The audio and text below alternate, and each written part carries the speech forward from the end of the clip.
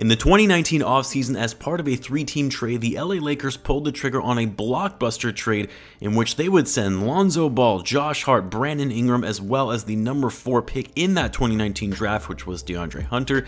But not only that, they also included 3 first-round draft picks in 2022, 2023, and 2024, all of which are unprotected picks. You guys know how I feel about teams exchanging unprotected picks. This was also before the rule change in which you can now not actually trade consecutive first-round picks in a given year, but the Lakers traded all of this, more or less their entire future, to acquire superstar Anthony Davis to pair him alongside LeBron James. By most, it was considered to be a very risky move, as although Anthony Davis was clearly a superstar, one of the top players in the league, one of the best two-way players in the league, and only being 26, so in the peak of his prime. But despite all of that, there were concerns surrounding Anthony Davis's long-term health and just his general availability, as AD has always really struggled to remain on the court consistently. Never had any major injuries that kept him out for an entire season per se, but always seemed to be in and out of the lineup for every year that he's been in the NBA. Well, it paid off to an extent for the Lakers, as they did win a championship in that first season with Anthony Davis, albeit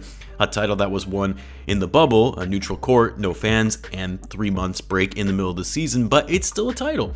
And that's what the Lakers covet as a franchise, is to win titles. They're not in the game to simply make the playoffs. They want to win championships and win multiple championships. But since that lone bubble title, the Lakers have been anything but a contending team. The following season, they finished as the 7th seed, got knocked out in the first round by the Suns.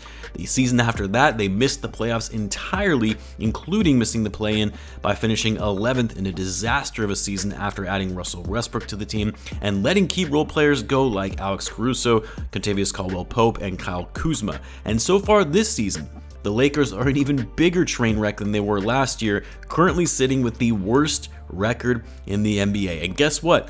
They don't even have their pick should they happen to obtain the number 1 pick to land Victor Wembanyama. No, that would go to the Pelicans. But that backstory aside, it's now been rumored, and this even dates back to last season, but it seems that rumors are heating up even more now that the Lakers could be looking to ship Anthony Davis, as there are concerns on whether he'll be able to be their franchise player after LeBron retires. And of course, because Anthony Davis is from Chicago, the rumors have been mainly swirling around trades that would send AD to the Chicago Bulls. And I'm going to put a stop to this nonsense right here and right now, and why this will never happen, and that's what we'll be discussing in this video. So what's going on, everyone? You're listening to Bulls Central here. Hope you're all doing well. Now, I want to start by saying, because I know my last sentence in the intro probably came off a bit harsh, as if I think Anthony Davis is trash and the Bulls would want no part of him on this roster. No, I actually think Anthony Davis is still a great player. When healthy, that's the key word, because really throughout his career, other than the bubble, he hasn't been reliable in actually being available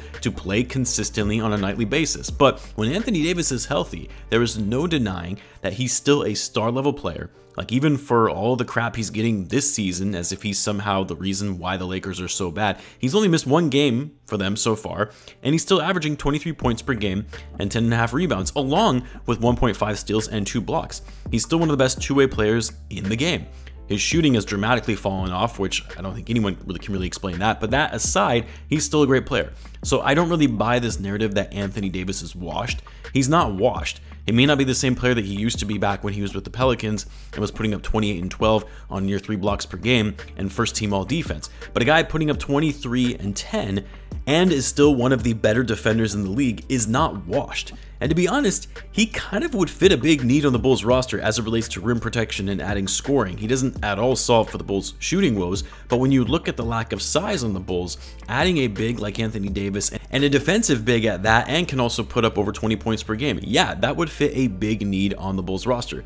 But here's the problem, and why this would never work, and why I said it will never happen. First and foremost, what a lot of people fail to understand, that in order to execute a trade in the NBA, you have to make the money work in which the incoming and outgoing salaries for the respective teams making the trade are close to matching.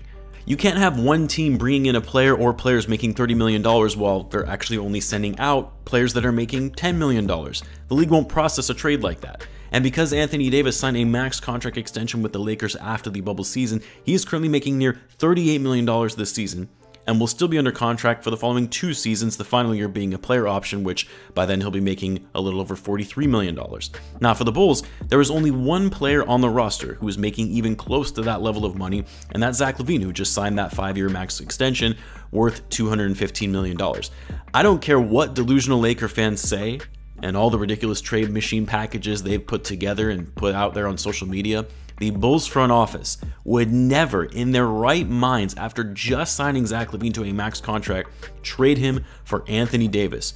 People want to say Lavine is injury prone or that he's not available consistently because of his injuries that he's had in the past, and as well as missed games this season due to injury management.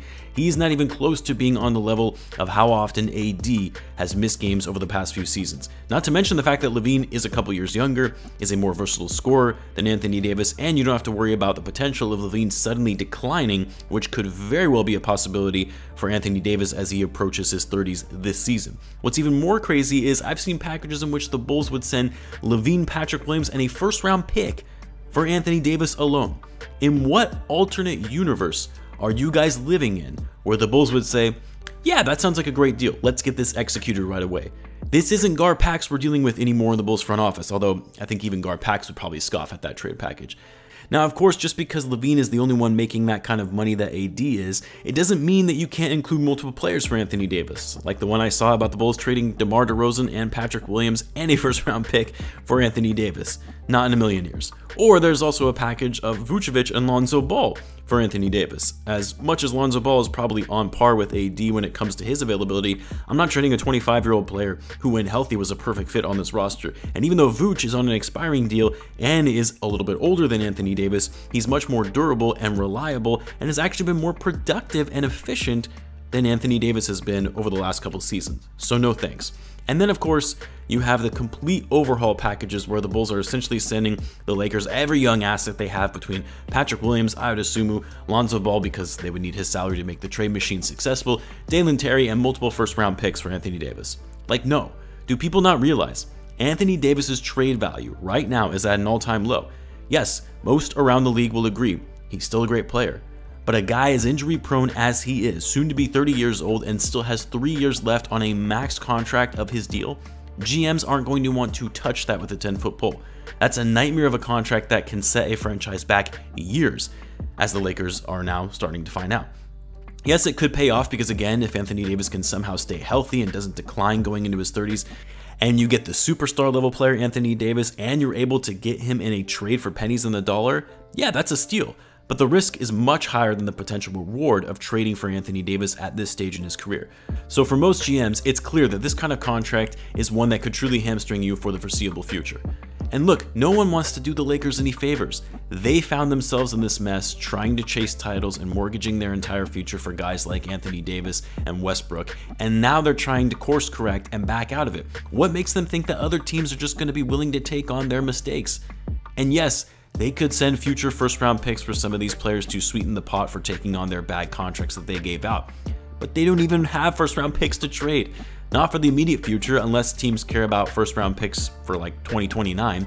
No, I said it before in a video I did on my other channel, M1 Hoops, the Lakers are screwed. They're a bad team now, not even just like a middle-tier team. No, they're a bottom feeder, and they have no future or assets to work with for the foreseeable future.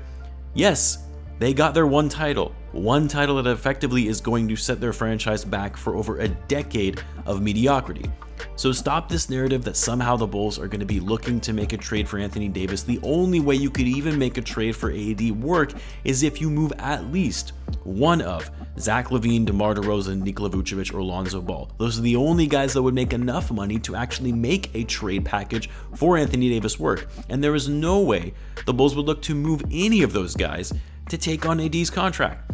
And they certainly wouldn't move their entire young core, including draft picks, to get Anthony Davis, just to throw the Lakers a bone so at least they had something to work with for the future. Yeah, if salaries didn't matter and you could trade whoever, and the Bulls could somehow get away with trading Coby White and Tony Bradley as an example for Anthony Davis, then yeah, sign me up for that all day, every day. but we all know it doesn't work that way, and it's why the Bulls will absolutely have zero interest in trading for Anthony Davis. Let me know what you guys think about all of these Anthony Davis trade rumors. Let me know in the comments. Be sure to check out my brand new channel, M1 Hoops. Also, be sure to subscribe to this channel if you're a Bulls fan, as I do post daily Bulls content. Thanks again for tuning in, guys, and I'll catch you in the next one.